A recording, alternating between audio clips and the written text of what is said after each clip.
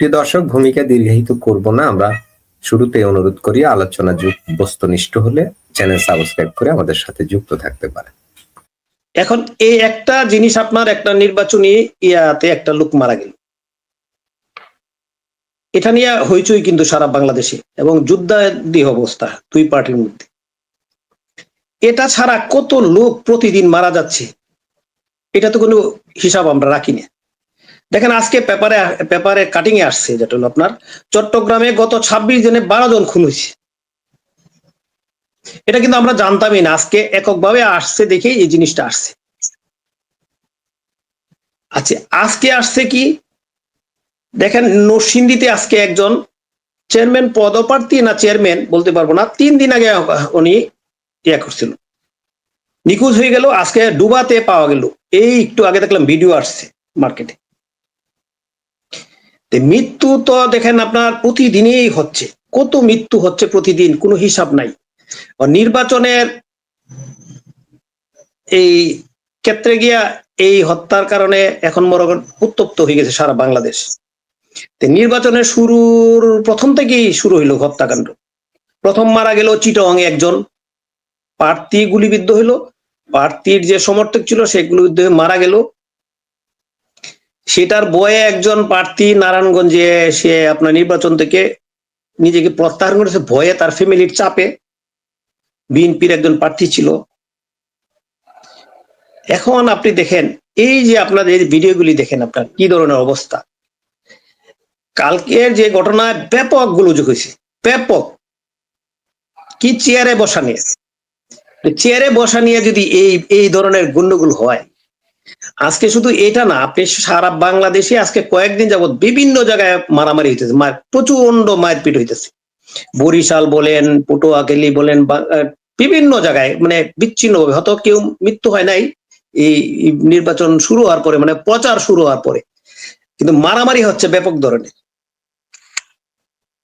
এখন মনে করেন এইগুলি তো ধরেন আপনার সামনে যে আরো কি হয় এটা বলা মুশকিল। শেরপুরে 200-রও বেশি মানুষ আহত হয়েছে এমন কথা শোনা যায়, এবং বেশ কয়েকজন আশঙ্কাজনক অবস্থায় আছে। তার মধ্যে ওখানকার শ্রীবর্তী উপজেলার জামাত ইসলামের সেক্রেটারি যিনি, তিনি মারা গেলেন। হ্যাঁ, মারা গেছে, এবং এটা ব্যাপক আহত যেটা হয়েছে, এটা আমি বললাম তো ব্যাপক গোলযোগ হয়েছে, বললাম তো অনেক লোক আহত হয়েছে ব্যাপক। এবং কোন কোন ইয়াতে সংবাদ মাধ্যমে আসছে 2 জনও মারা গেছে এরকম বলছে। অথবা এখন জামাতের যে মেইন একজন মানে নেতা মারা গেছে দেখি, ওইটা হয়তো সামনে আসতেছে না, সামনে পরবর্তীতে আসতেও পারে, নাও আসতে। গোলযোগ যে ব্যাপক গোলযোগ হচ্ছে সারা বাংলাদেশে। এবং আপনার একটা জিনিস দেখেন, গতকালকের ঘটনার পরে আজকে ঢাকাতে যে মানে বিভিন্ন ধরনের বক্তৃতা বিবৃতি হয়েছে, এই ধরনের তাদের এই যে আপনি গেলি দেখছেন, বললাম ব্যাপক, তো আমি ভিডিওটা দেখছি, ব্যাপক ধরনের ইয়া হয়েছে, মারামারি, চেয়ার টেবিল বিশাল মানে হয়েছে। এটা আমরা প্রথম থেকেই সন্দেহ করতেছিলাম, গত 7-8 দিন আগের থেকে। 7-8 দিন না, এটা শুরুটা আমি আর একটু বলি আগের থেকে।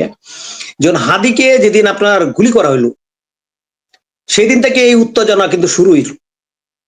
মির্জা আব্বাস সাহেবরে যেভাবে আমরগঞ্জে হেনস্থ করলো, যেভাবে তাকে দোষী সাব্যস্ত করার চেষ্টা করা হলো, এরপরে এই মির্জা আব্বাস কেন্দ্রিকে সারা বাংলাদেশে এই জিনিসটা আরো ছড়াচ্ছে।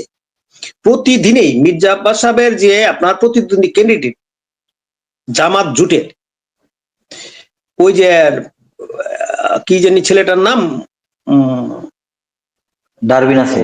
নাসিরউদ্দিন পাটোয়ারি, নাসিরউদ্দিন পাটোয়ারি।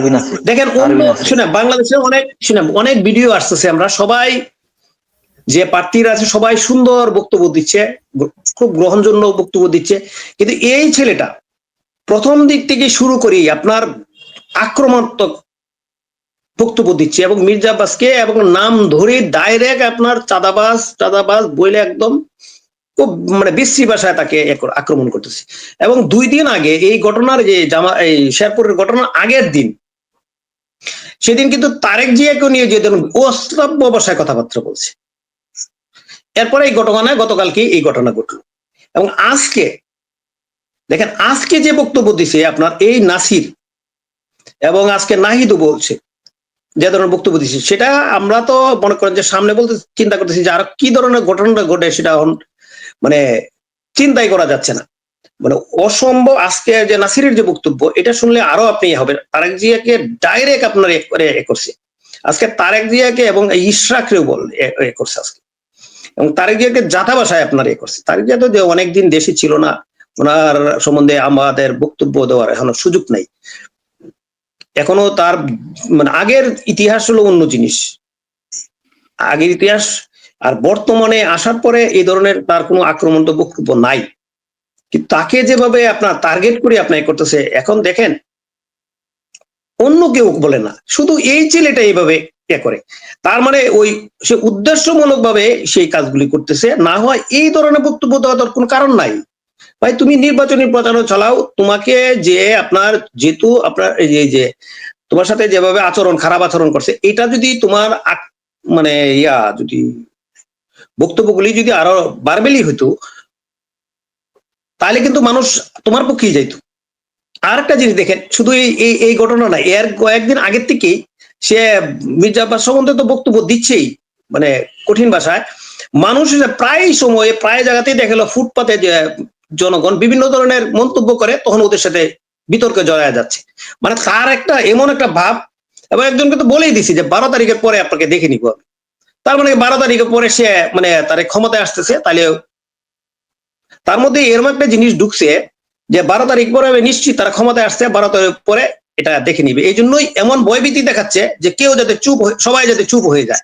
তার মধ্যে ওই একটা মানে পাওয়ার কাটাচ্ছে সে। এখন মানুষ তো ধরেন এইগুলি এই কথাবার্তায় সবাই কিন্তু ক্ষুব্ধর কারণে তাকে এখন বিভিন্ন ভাবে মানুষ এখন ওই ডিম মারতেছে, এই মারতেছে, সেই মারতেছে, বিভিন্ন ধরনের কথা বলতেছে।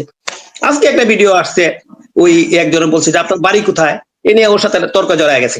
আজকে এইগুলি তো ধরেন আসলে কোনো না, মানে নির্বাচনটা আসলে দেখেন ওরা আগে এই যে নাসির উদ্দিন পাটোয়ারিরা ভাই, অবৈধ যে অস্ত্র, অবৈধ অস্ত্রগুলো কিন্তু অবৈধ বলতে থানা লুটের অনেক অস্ত্র কিন্তু উদ্ধার হয়নি।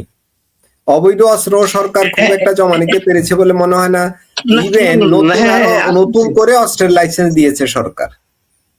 এখন দেখেন, আপনি দেখেন তারা যে ভাবে যে তাদের যে বক্তব্যগুলি আসতেছে কয়েকজনের মানে মানে আক্রমণাত্মক সোজা কথা।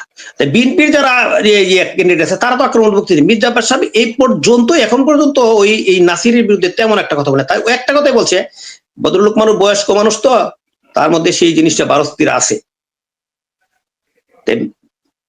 উনি বললো যে আমার ছেলের বয়সী বা নাতির বয়সী, ওরে আমি আর কি বলবো, বলে ও চাচ্ছে যে আমি দুইটা কথা বলি, ওইটা দিয়ে সে যাতে দৌড়াদৌড়ি করতে পারে আমাকে। তাদের টার্গেট হলো যে মির্জা আব্বাস বা বিএনপির পক্ষ থেকে তার উপরে কোনো কিছু বলে কিনা, এটা সে চাচ্ছে। তো তারেক জিয়া, নাহলে তারেক জিয়ার কাছে, তারেক জিয়াকে এখন দুষবে কেন? একজন কর্মী যদি করেও থাকে, সে তো রয়ে যে পাবলিকই তো খেপছে, পাবলিক রে যেভাবে আপনি হেনস্থ করে গিয়ে আপনার ফুটপাতে গিয়া আপনি অনেক ভিডিও আসতেছে। একজনটা বলছে 12 তারিখের পরে তাকে দেখে নিবে, ফুটপাতে ব্যবসা করছে। আরে ভাই, সে বলে যে আপনি লেখাপড়া করছেন, কোথায় লেখাপড়া করছেন? বলে আর হ্যাঁ পরিচয় দিয়েছে আমি ঢাকা ইউনিভার্সিটি। ভাই তুমি ঢাকা ইউনিভার্সিটি সবাই জানে। মানে সে হলো আপনার এত অ্যাগ্রেসিভ, সে ইচ্ছা করে চাচ্ছে যে এমন একটা গন্ডগোল বাজুক যাতে নির্বাচনটা আপনার স্থগিত হয়ে যায় বা পণ্ড হয়ে যায়। এবং প্রথম থেকে তো ওরা বলতেছে নির্বাচন হতে দিবে না, নির্বাচন করতে দিবে না। জামাত ইসলাম নাকি এখানে আন্তর্জাতিক পরিমণ্ডলেরও কারা জড়িত আছে, এমনও তো থাকতে পারে, তাই নয় কি? আন্তর্জাতিক পরিমণ্ডল আমি বলছি তাদের সাথে যারা জড়িত আছে, এখানে তো দুইটা, একজন একটা পার্টি তো ডাইরেক্ট জড়িতই আছে। আপনি এখানে ওদের কাছে তো ধরেন ওরা যে আক্রমণ বক্তব্য দেয়, ওদের পেছনে লোক আছে না, লোক আছে একটা সরাসরি আছে, পাকিস্তান আছে, আন্তর্জাতিক পাকিস্তানের সাথে এখন মনে করেন যে কিছুটা মানে অনেকে আমরা শুনি যে জামাতের সাথে একটা ওই জোটের সাথে আমেরিকার একটা আছে, যোগাযোগ আছে। তো আমেরিকা তো যোগাযোগ থাকলেই তো আর হবে না। আপনি কি জিনিস হলো যে আমেরিকা তো আর আপনাকে ক্ষমতা এনে দিবে না। মানুষ যদি ভোট যদি তারা যদি ক্যান্সেল করতে হবে, তারা বেনিফিটেড, কারণ তারা অলরেডি ক্ষমতায়।